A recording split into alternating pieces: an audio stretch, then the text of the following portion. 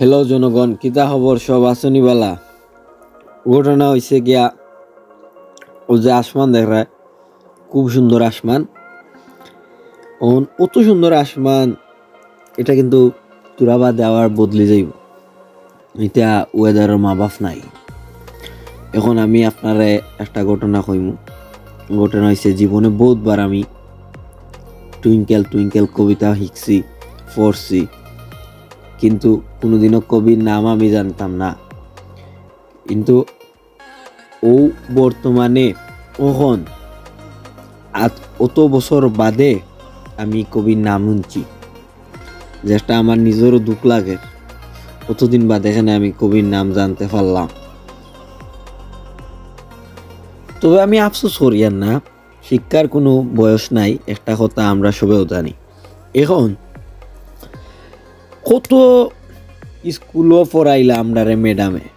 আমি যখন ছোটোকালো প্রাইমারি স্কুলও পড়ছি তখন ম্যাডামে পড়াইছেন, কিন্তু ম্যাডামে ই লেখকর নাম আমরা কইছেন না। আসলে ম্যাডামে জানতা কি না আমি ওখানো জানি না। ম্যাডাম লইয়া মাথা যাইতো না, মাথা লাগবো ওখানো কবিরে লইয়া।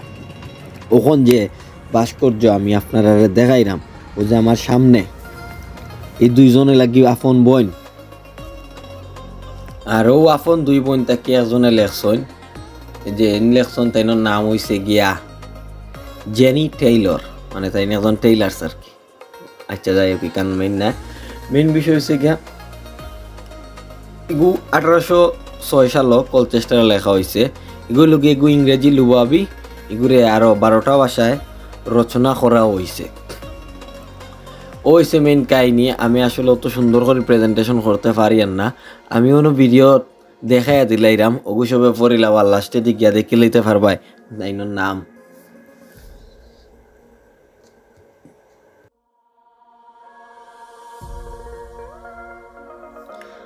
দেখরানি রে ভাই, হল কি সুন্দর করে তারা এখন তোরে আর্ট করিয়া অন্য লেখিয়া রাখছে।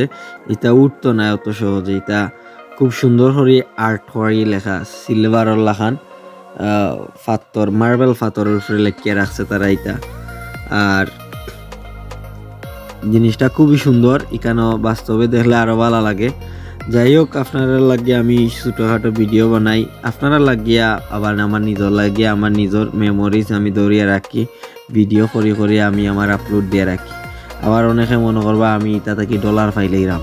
আসলে ডলার কোনটা নাই রে ভাই, হল আমি আমার ইচ্ছা করিয়া আমি আমার সৌন্দর্য নিজরে দেখিয়া রাখি, আমার স্মৃতি হিসাবে আমি তা দৌড়িয়ে রাখি। সব ভালো থাকো, সুস্থ থাকো, আর দেখা হইব আগামী কোনো ভিডিওত।